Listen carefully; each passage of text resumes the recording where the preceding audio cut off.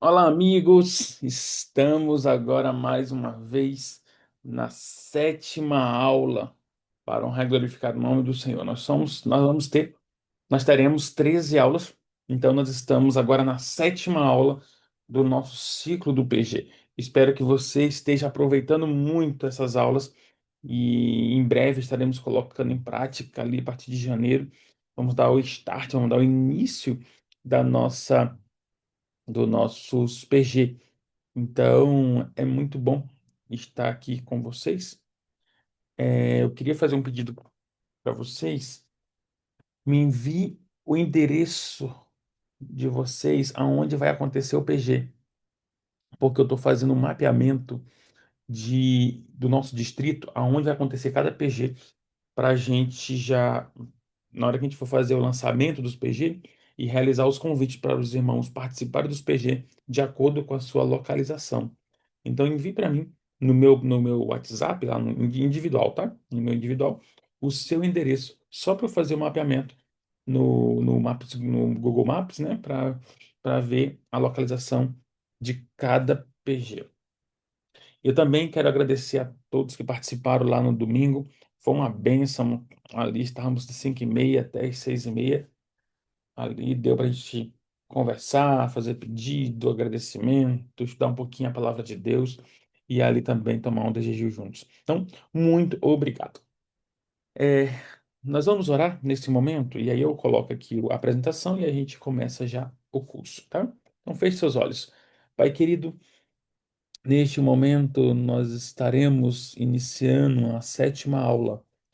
Então, eu peço, Pai, o seu direcionamento. Nos batize, Senhor, com o Espírito Santo. E estes momentos de aula é para que cada um de nós possamos aprender e assim, Pai, nos dedicarmos para evangelizar os nossos amigos, vizinhos e familiares. Então, por favor, Pai, esteja conosco. Em nome de Jesus. Amém. E amém. Perfeito. Então, deixa eu colocar aqui o PowerPoint, que aí aqui pra gente. Stop. Pronto. Aqui.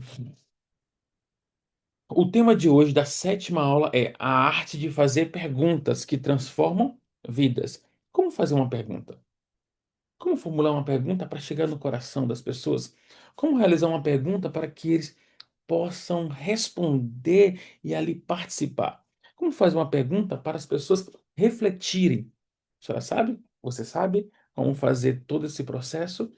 Porque nós temos dois tipos de perguntas. Nós temos as perguntas abertas e as perguntas fechadas. As perguntas fechadas são aquelas perguntas que sempre a pessoa vai dizer sim, não, talvez, mais ou menos.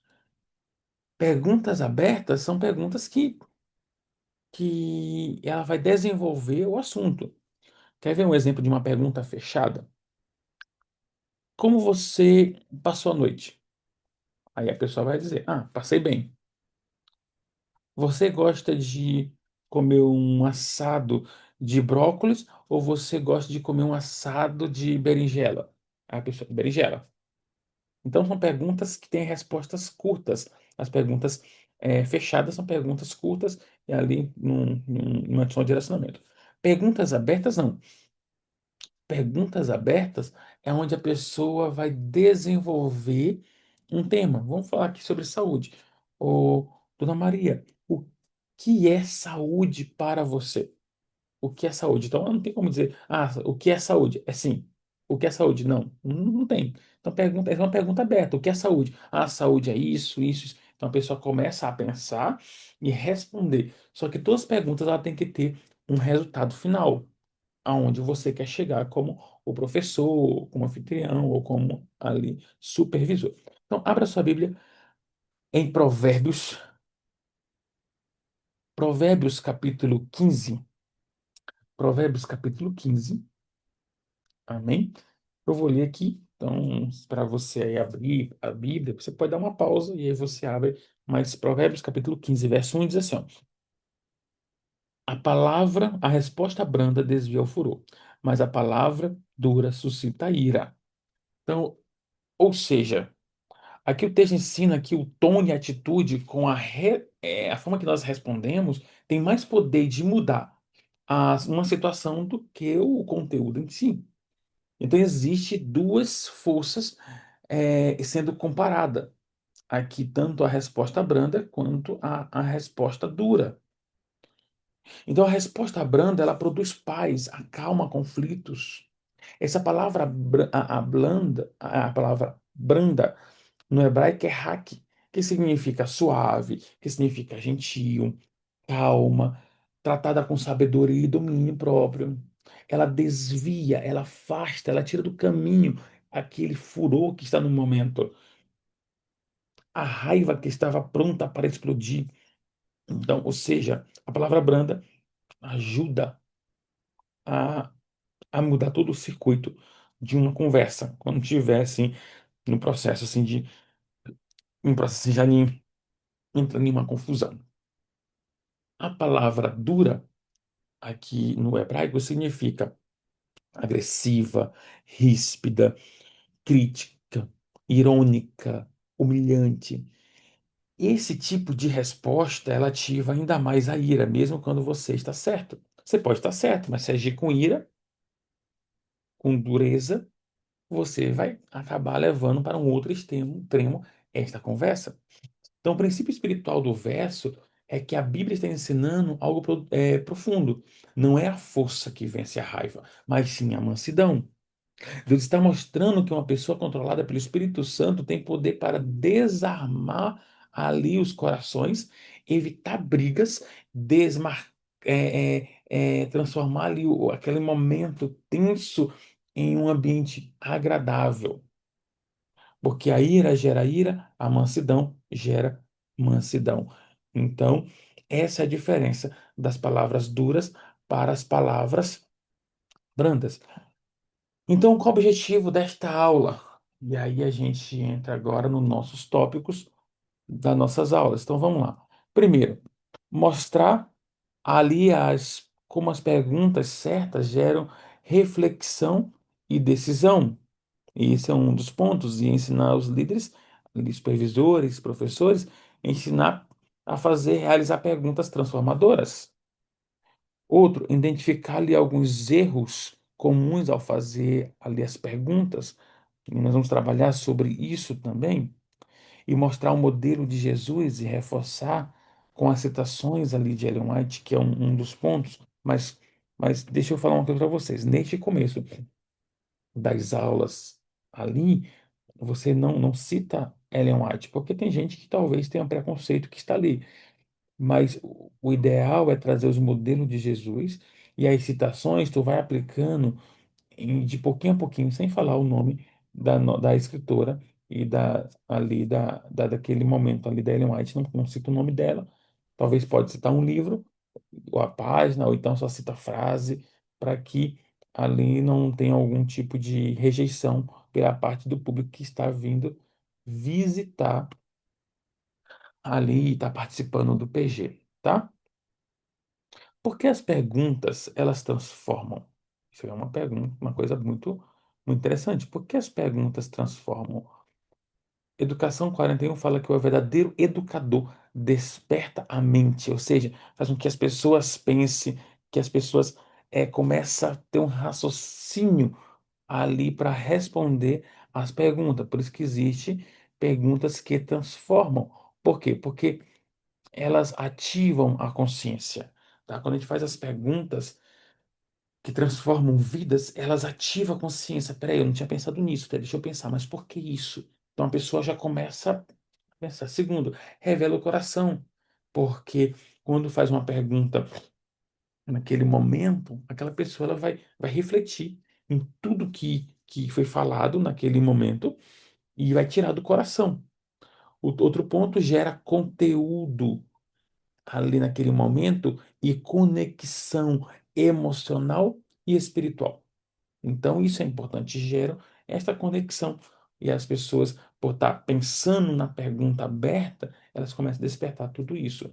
E aí, ela convoca a decisão. Porque a partir do momento que a pessoa está interagindo, a partir do momento que ela está entendendo, a partir do momento que ela está pensando, ela vai começar a tomar uma decisão. E outra coisa que é importante é as perguntas que transformam, elas formam discípulos conscientes. Por isso que o verdadeiro educador desperta a mente. Então, este é um papel fundamental. Aqui, ó, Jesus, o mestre, ele é o mestre das perguntas. Por quê? Jesus perguntou mais de 300 perguntas. Quer ver um exemplo? Mateus 16, verso 13 diz: Quem dizem os homens ser o filho do homem? João 5,5: Queres ser curado? Marcos 4,40: Por que vocês são tão medrosos? Lucas capítulo 8, verso 25: Onde está a tua fé? Ou seja, são perguntas que ele vai trazendo reflexão para as pessoas que estão sendo ali, que estão ouvindo as perguntas. Aqui no livro de Ellen White, diz assim, ó, Cristo sempre abordava as pessoas de modo que despertava perguntas no coração delas. Ou seja, Cristo despertava as perguntas para que as pessoas tivessem consciência e respondessem, e entendessem, e refletissem no que estava sendo falado. E aqui nós temos alguns tipos de perguntas, tá? Então vamos lá. A primeira pergunta são perguntas reflexivas. É por meio de perguntas que a mente é levada a investigar e compreender a verdade. Testemunhos Alice Letos, no volume 3 fala sobre isso. Ou seja, ajuda a pessoa a investigar e compreender a verdade. Através dessas perguntas, ela começa a entender, a ter consciência naquilo que foi feito. Um outro ponto de tipo de perguntas é os confrontos amorosos. Ou, no caso, amoroso, né? Amoroso. É, o maior discurso de Cristo fala assim: Cristo não expunha a alma com dureza, mas com amor buscava corrigi-la. Ou seja, Cristo sempre com amor, nada de dureza. Não fazia essas pressões. Perguntas que despertam esperança, isso é muito bom. Perguntas de aplicação. Todo conhecimento da verdade deve conduzir a uma decisão prática, para elas pensarem e agir. Não, agora, isso aqui realmente, a verdade sobre o sábado, a verdade sobre o dom profético, a verdade sobre o santuário. Tá? Mas existe alguns erros de perguntas. Por exemplo, perguntas vagas não formam caráter. Então, vamos lá. Nós temos aqui perguntas que acusam e que humilham. Cristo nunca humilhou ninguém. Cristo, na verdade, sempre ajudou uma alma a se arrepender. Perguntas óbvias, um ensino que não desperta pensamento é ensino perdido. Então, nós devemos fazer com que as pessoas despertem os seus pensamentos, que pense, que raciocine e tome uma decisão com o coração e também pautada em tudo que ela ouviu e ela entendeu. Perguntas sem ouvir. Todas as perguntas que ele fazia, ele ouvia as respostas, ele dava atenção às pessoas. Então, esse é um dos pontos que devemos fazer, ouvir as pessoas, entender as pessoas, não cortar, não humilhá-la. Como diz aqui, ó, o Cristo nunca humilhou uma alma sequer, nunca humilhou. O quinto erro é perguntas doutrinárias erradas. E aí, Deus fica tentando? Nós somos salvos pelas obras? Algumas perguntas assim para esse momento, esse grupo novo, né? Essas pessoas estão vindo visitar até. Então nós sabemos aqui salvação por obra, não, somos salvos pela graça. Mas temos que tomar cuidado com as perguntas doutrinárias, porque tem gente que faz a pergunta e não sabe fechar o assunto. Por exemplo, Deus tenta, tá? E se a pessoa não souber depois responder essa pergunta com eficácia, a pessoa vai ficar em dúvida com a doutrina e vai dizer, não, realmente Deus fica tentando a gente.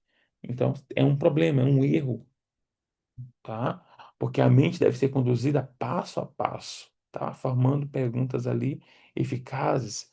Nós temos mais dois erros doutrinários, são perguntas que geram medo. Aqui eu anotei. Deus não deseja que seus filhos o sirvam por medo. Então, existem perguntas que professores fazem nesses começos, ainda mais nesses PG, que geram medo às pessoas. Então, temos que tomar cuidado, tá? Tipo assim, ó, Cristo está voltando e nós temos dois caminhos, Cristo está voltando, mas se você não se preparar para ir para o céu, você vai morrer no lago de enxofre. Qual a sua decisão? Ou seja, está trazendo a pessoa a tomar uma decisão por medo. Então, toma cuidado por isso. Perguntas manipuladoras. Cristo não forçava a verdade, mas convidava as pessoas a servi-lo. Isso é uma diferença. Tem pessoas que querem forçar, forçar. Não, você tem que ser batizado, você tem que fazer isso, você tem que fazer aquilo. Não, não pode forçar. Tem que ser no tempo da pessoa. Você vai conduzindo as perguntas para que as pessoas entendam que o processo é saudável, que Cristo está no controle. Não podemos forçar uma pessoa a ser batizada, não podemos forçar a pessoa a querer ler a Bíblia. Não podemos forçar a pessoa a orar. Não podemos. Não podemos. Por quê? Porque isso gera constrangimento, isso gera uma forma que a pessoa sente forçada. Então é um problema. Devemos tomar muito cuidado. Então faça exercício na sua casa. Pega ali Lucas capítulo 15, que fala sobre o filho pródigo, estuda ela e faça a pergunta: o que está te afastando do pai? Eu sou o filho pródigo hoje, eu sou o filho que está na casa, mas está perdido, eu sou o pai. Vai fazendo algumas perguntas, mas por que isso? Mas por que aquilo? E vai buscando, vai estudando, vai entendendo. Porque a palavra porquê ajuda a entender mais o texto. Quer ver um outro aqui, ó? João capítulo 4, mulher samaritana. Cristo despertou o desejo nela de algo melhor. Mas faça a pergunta, né? Mas por que isso? Mas por quê? Aí tem uma pergunta boa: qual é a sede mais profunda do meu coração? Faz pergunta reflexiva para você responder, mas por que eu preciso dessa água? Aonde eu encontro? Por que eu estou com uma sede profunda? E aí se vai fazendo pergunta e vai respondendo, Deus vai te conduzindo. Jonas, ali o livro completo de 1 a 4, a fuga de Jonas revela o perigo do resistir o chamado de Deus. Pergunta: de qual missão eu estou fugindo? Será se eu estou fugindo de alguma missão? Será se eu estou errando? Está fazendo perguntas para que você vá entendendo cada vez mais texto e faça aplicação dentro da sua vida. Eu quero concluir com esta situação do livro Educação. O mais alto trabalho da educação e do ministério é ensinar homens e mulheres a pensar por si mesmos. Então, se todos nós pensássemos por nós mesmos, a gente não teríamos problemas com heresias e outras mais. Quer ver uma coisa? Quando Paulo estava pregando, ele pregava lá e os bereanos faziam o quê? Eles iam lá, estudava, consultava para ver se o que o pregador falava estava de acordo com a palavra de Deus. Ou seja, no estudo, isso é importante. Então, a pergunta certa, feita no Espírito de Cristo, pode abrir uma porta que nenhum sermão vai abrir. Então, a pergunta certa, de acordo com o que Cristo fala, relata, é relatado na Bíblia, pode abrir uma porta que nenhum sermão pode abrir. Então, irmãos, reflita em cada coisa que a gente falou, exercite, estude, vai ler na Bíblia fazendo perguntas, tenta elaborar de cada lição que você vai estudar, elabore bem, estude bem e entenda cada passo que você vai fazer ali. A falar sobre ansiedade, faça perguntas construtivas para que a pessoa reflita no que está acontecendo com ela. Ok? Atividade da semana é convidar os amigos que irão para o PG iniciar o estudo bíblico. Estudo bíblico com ela, conversa com ela assim, amigo, você gostaria de estudar a Bíblia? Eu já tivemos essa atividade aqui, então refaço novamente, porque nós temos várias pessoas ali para o PG. Se cada um é o professor, o supervisor, o anfitrião, aí consigo uma pessoa ali, uma secretária ou um secretário para cuidar do PG também, para ajudar ele também. Mas em cada um do estudo bíblico, eu fico imaginando quantas pessoas serão convertidas, não por nós, porque nós somos instrumento, mas que Deus conduzindo as pessoas, e o Espírito Santo convencendo essas pessoas que Deus é Deus, que Cristo morreu na cruz. Imagine, nós somos instrumento, nós precisamos só ir. Deus está mandando, vamos. Eu sei que há muitos compromissos, muitas atividades na sua vida, tem o trabalho, às vezes as esposas aí têm os maridos, tem que cuidar de casa, tem os filhos, mas tira um tempo para que estudar a palavra de Deus com alguma pessoa, aí a gente vai realizando a missão, esse instrumento na mão de Deus. Amém? Vamos orar? Feche seus olhos. Pai querido, aqui estamos, Senhor, na tua presença. Precisamos, Pai, da tua graça, precisamos do Senhor em todos os instantes. Estudamos, Pai, sobre a importância das perguntas para que as pessoas, e até nós mesmos, refletimos, Pai, sobre a nossa vida, como devemos melhorar. Então, Pai, nesse momento eu clamo o batismo do Espírito Santo. Esteja conosco em todos os momentos, em nome de Jesus. Amém. Amém. Amados, que Deus abençoe, que Deus cuide de vocês a cada dia, em nome de Jesus. Um abraço, tchau, tchau.